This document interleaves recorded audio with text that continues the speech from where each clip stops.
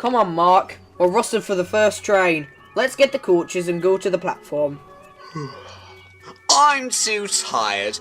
Give me 5 more minutes. In 5 minutes, you're due to set off. Come on. We need to let the passengers get on board. What passengers? Oh, you're right. Only a few minutes to spare and there's barely anyone here. That's not normal. I wonder what's up. Morning, Mike.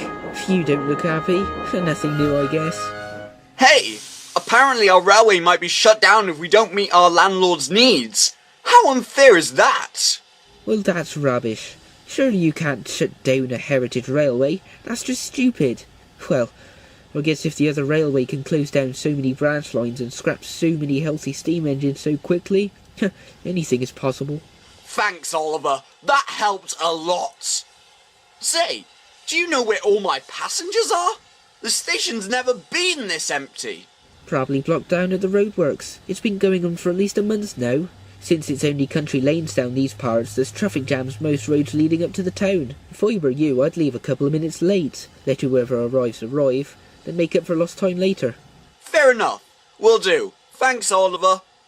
Oliver was right. Because of the construction work taking place on the roads, a huge diversion meant that all traffic had to go along the same way.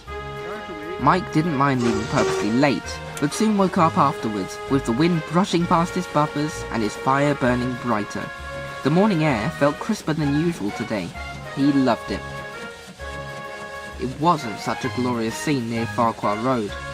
The roadworks diversion led along these country roads, and a steady flow of agitated drivers consistently drove by in hope to reach their destinations with no more delays.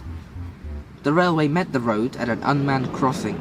There were no gates, and so drivers were expected to keep an eye out themselves in case a train was coming. Often this is the way it is, but not quite always. A teenager was speeding down the road at a ridiculous speed, almost tearing down the speed signs. He bolted his way towards the crossing. Meanwhile, Mike roared along the rails at a high speed too, as he drew nearer and nearer to the crossing. Next thing, the inevitable happened. Mike felt his brakes slam on, but the momentum of the train surged him forwards. The careless teenager completely bypassed the train, which was too small to be seen from the driver's seat, and revved over the crossing relentless.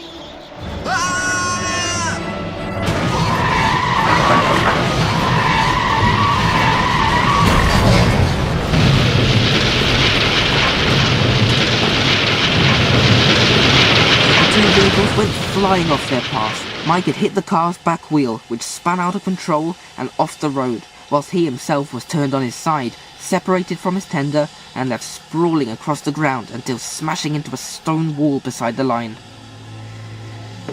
Mike's driver managed to crawl out of the cab to find steam gushing in huge clouds from all around him.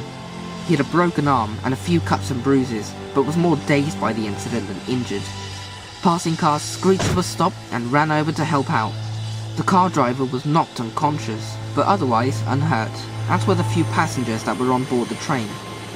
Very quickly an air ambulance was called, and the car and train drivers lifted to hospital, whilst Mike stayed on his side, his frames twisted and his smoke box dented.